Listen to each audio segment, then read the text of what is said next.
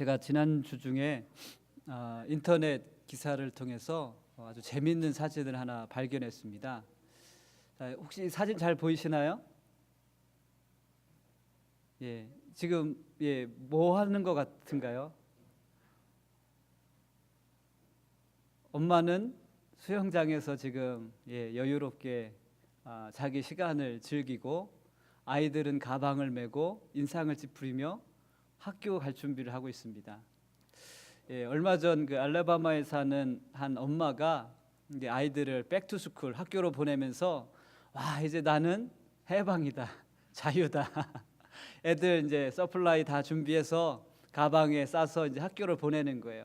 아이들이 보기에는 내가 있어야 할 자리가 저기인데 엄마가 내 자리를 차지하고 우리는 또 학교로 가야 되는구나.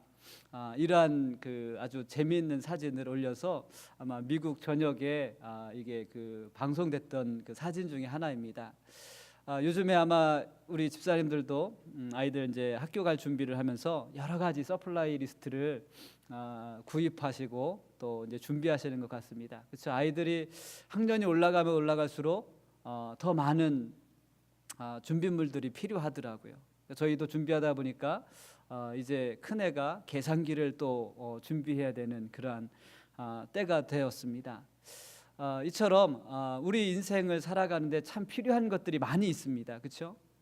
만약에 여러분들에게 그 모든 것 다 놓고 여러분에게 꼭 필요한 것 5가지만 골라라 그러면 여러분들은 무엇을 고르시겠습니까? 여러분 인생에 꼭 필요한 5가지가 여러분 무엇이라고 생각하십니까? 혹시 기록해 보실 수 있는 분은 그 주보에 한번 빈 칸에다가 한번 적어 보세요. 내 인생에 꼭 필요한 5가지가 무엇인가? 시간 없지만 제가 30초만 빨리 드리겠습니다. 내 인생에 꼭 필요한 5가지가 무엇인가 한번 적어 보십시오. 많은 것들이 있지만 그 중에 내가 꼭 필요한 것들이 무엇인가? 딱 30초만 드리겠습니다. 너무 깊이 생각하시면 시험 들어요. 그냥 여러분의 마음에 와닿는 것들을 탁탁 적으시면 돼요. 적으시고 손 딱 떼세요. 그게 정답입니다. 언제나 정답입니다. 제가 보니까 학교 다닐 때 보니까 내가 제일 처음에 쓴 게 정답이더라고요. 이거 같아서 딱 고치면 반드시 틀렸습니다. 저는 특히 수학 문제는 5개 다 쓰셨나요? 자, 이제 그 쓴 것을 내려놓으시고요. 자, 오늘 말씀을 통해서 저와 여러분이 우리 인생에 꼭 필요한 것이 무엇인지를 다시 한번 발견할 수 있는 은혜가 있기를 주님의 이름으로 축복합니다. 오늘 본 말씀을 보면 시편 기자는 모든 사람들이 하나님의 지혜의 말씀을 들으라고 지혜의 말씀으로 모든 사람들을 초청하고 있습니다. 그래서 1절과 2절 말씀을 보면 비슷한 말씀들이 반복되고 있습니다. 뭇 백성들아 들어라, 세상 거민들아 모두 귀를 기울여라, 귀천 빈부를 막론하고 다 들을지어다라고 시편 기자는 지금 모든 사람들을 하나님의 지혜의 말씀으로 지금 초청하고 있습니다.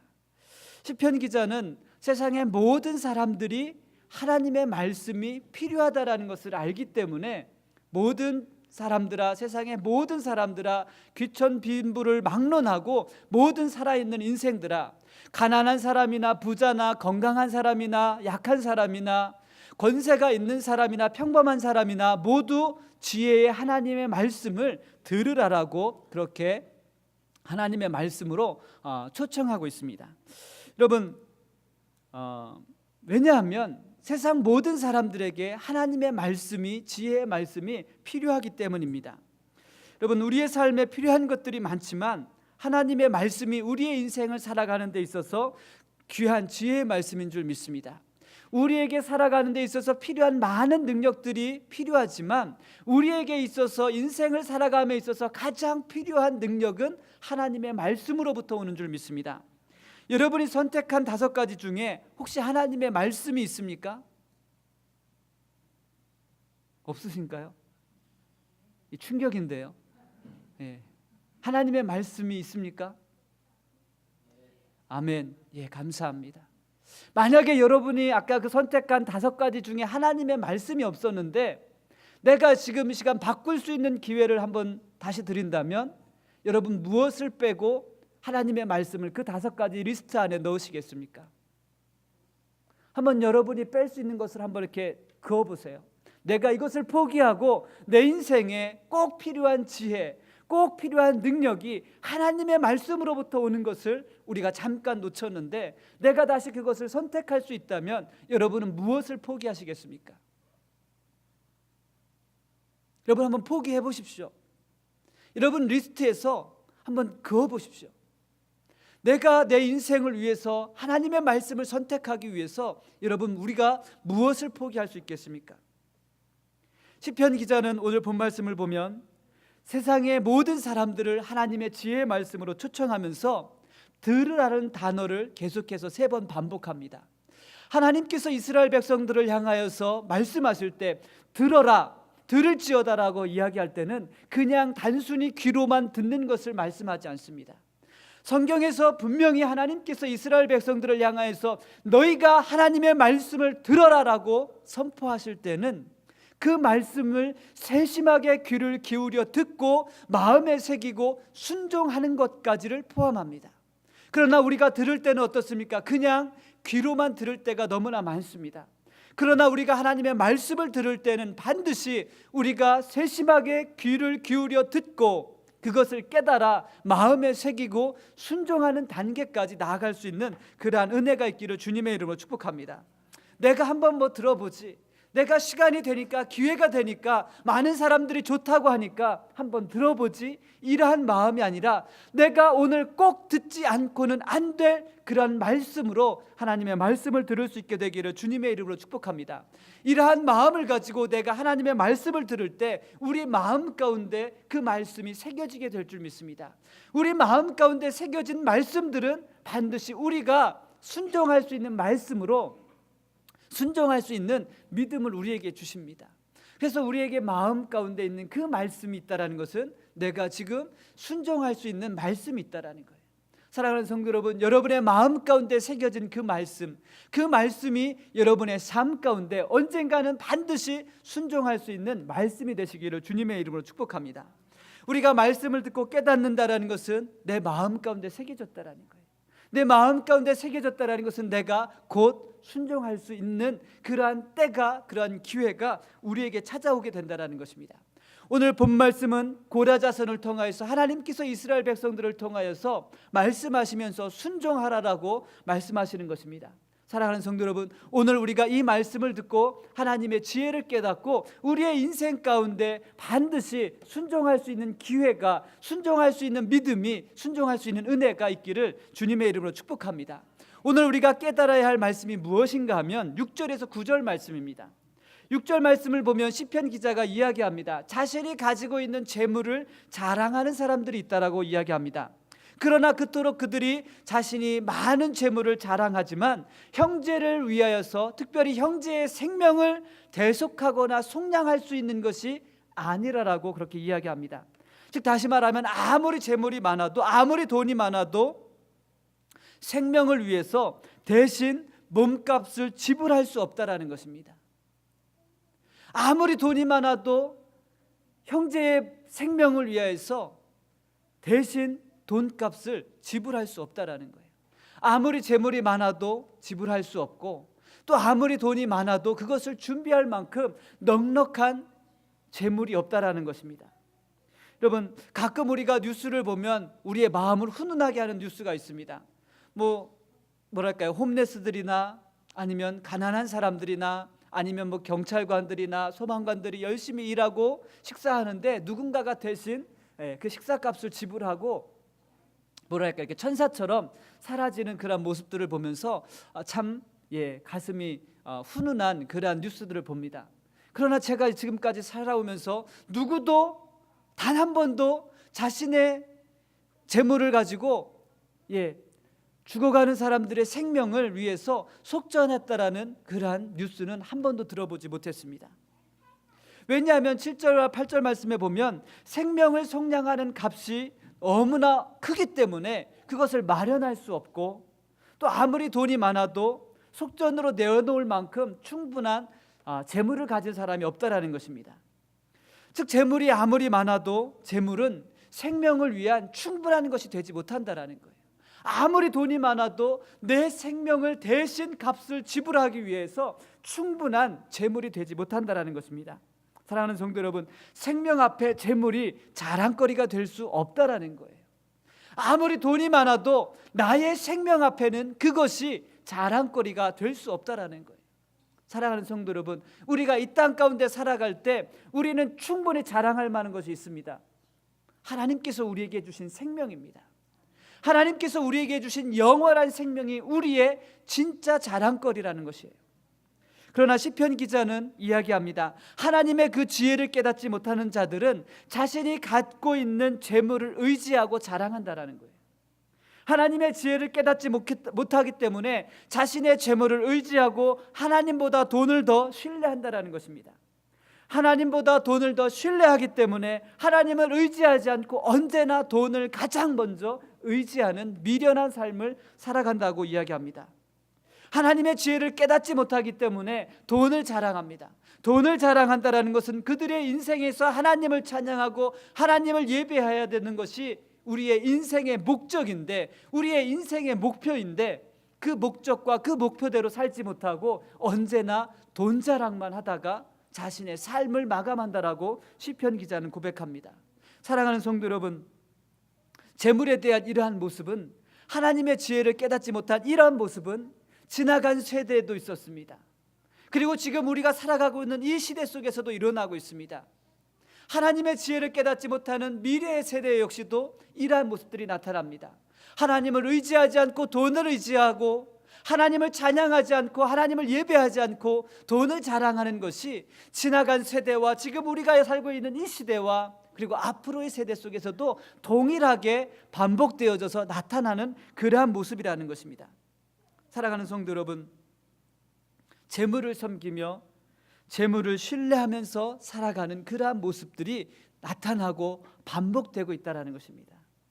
여러분, 시편 기자는 그 재물을 자랑하는 자들에게 한 가지 질문을 던집니다. 9절 말씀에 보면 그들이 영원히 살 수 있을까? 아무리 돈이 많아도 그 돈을 가지고 자신의 생명을 이어갈 수 있을까?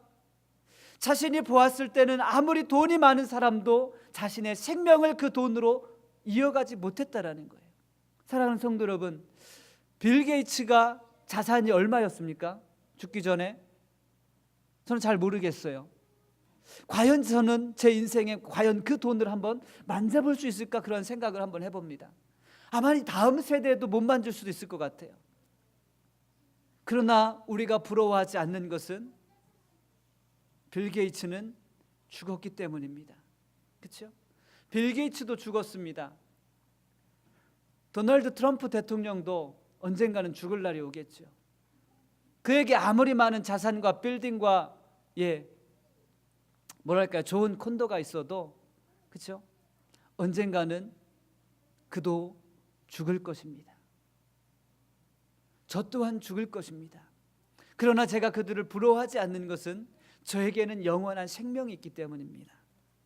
사랑하는 성도 여러분, 그들에게 다시 한번 묻고 싶습니다. 여러분이 죽고 나면 당신의 재산은 어떻게 될까요?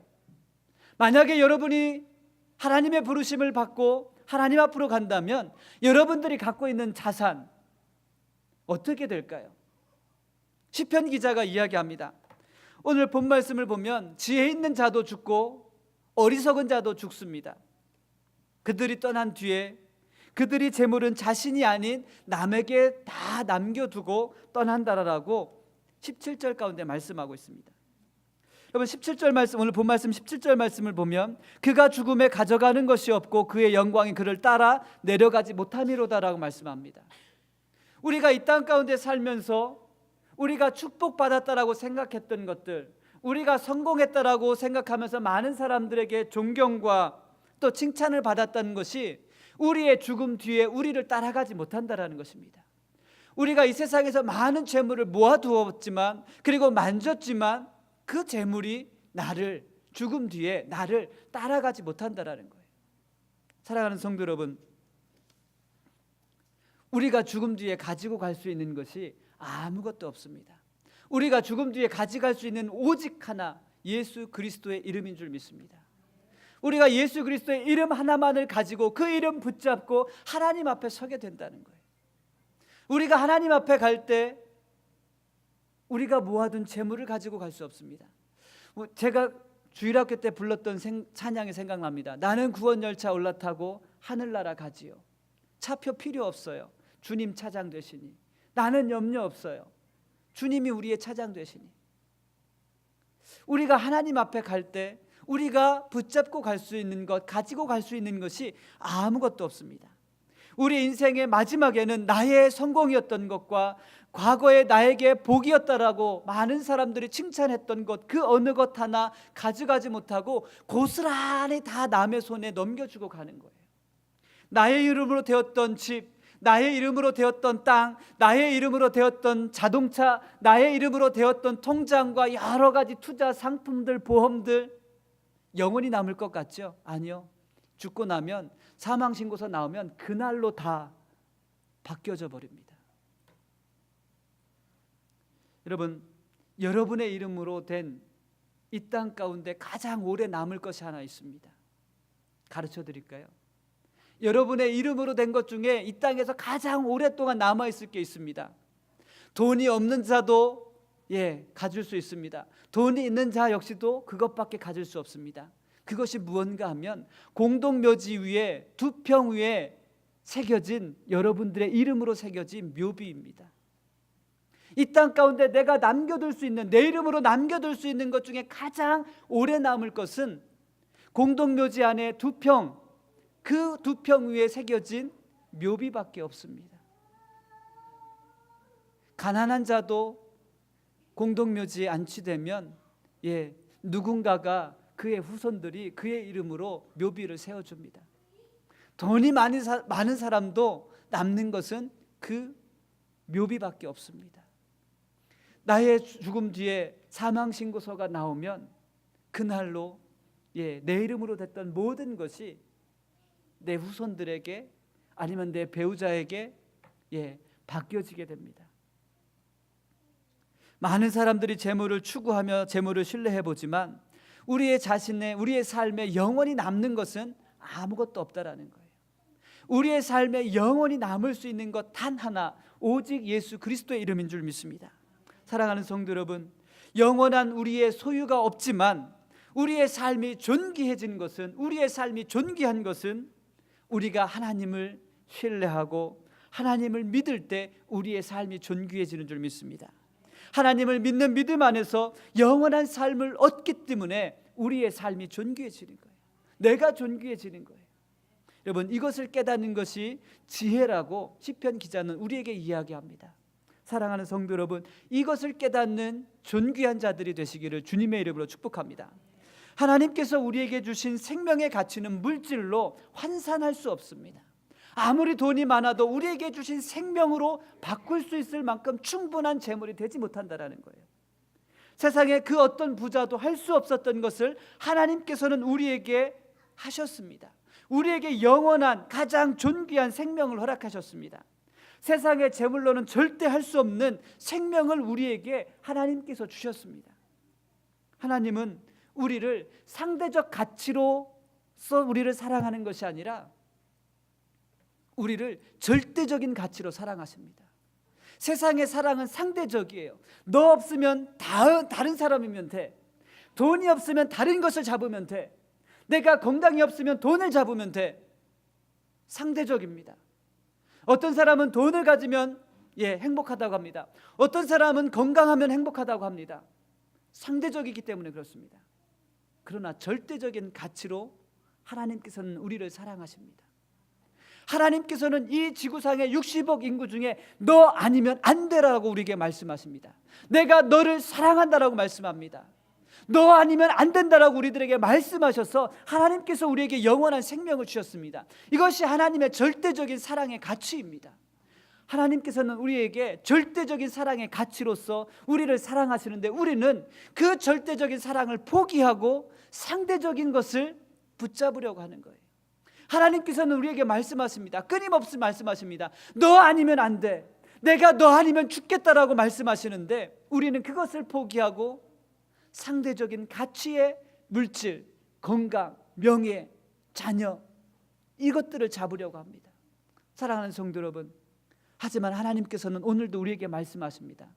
오늘도 너 아니면 안 되겠다. 오늘도 내가 너를 사랑하지 않고는 견딜 수 없다. 하나님께서 우리에게 말씀하십니다. 가장 존귀한 믿음의 자녀인 줄 믿습니다. 이 절대적인 하나님의 사랑을 깨달을 수 있는 은혜가 있기를 주님의 이름으로 축복합니다. 이것이 지혜라고 시편 기자는 우리들에게 말씀하고 있는 거예요. 세상의 모든 거부들을 보아라. 그들이 이 땅을 떠날 때 가지고 가는 것이 무엇이냐? 그들이 가지고 있었던 건 남의 손에 넘겨주고 하나님 앞에 가는 그러한 모습을 보라라고 우리들에게 말씀하고 있습니다. 사랑하는 성도 여러분, 우리를 사랑하시는 절대적인 가치로 절대적으로 우리를 사랑하시는 하나님의 사랑을 깊이 깨닫고 그 은혜를 영원히 누리며 붙잡을 수 있는 믿음이 저와 여러분 가운데 있기를 주님의 이름으로 축복합니다. 재물이 우리를 구원하는 능력을 베푸는 것이 아니라 우리를 사랑하시는 하나님께서 우리를 구원하시고 우리에게 영원한 생명을 주신 줄 믿습니다. 재물은 손에 잡으면 잡히는 것 같아요. 그러나 하나님의 은혜는 잡으면 잡히는 것 같지가 않아요. 그러나 우리의 인생의 마지막에 그것이 참된 것이었다라는 것을 분명히 깨닫게 되는 순간들이 오게 될 줄 믿습니다.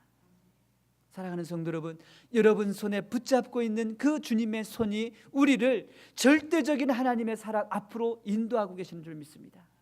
우리가 잡으려고 하는 재물이 우리를 하나님께로 인도하는 것이 아니라 우리의 손에 잡힐 수 없는, 우리의 손에 보이지 않는 그 하나님의 인도하심이 우리를 하나님 앞으로 인도하고 계시는 것을 우리가 믿고 하나님 앞에 나갈 수 있는 은혜가 있기를 주님의 이름으로 축복합니다.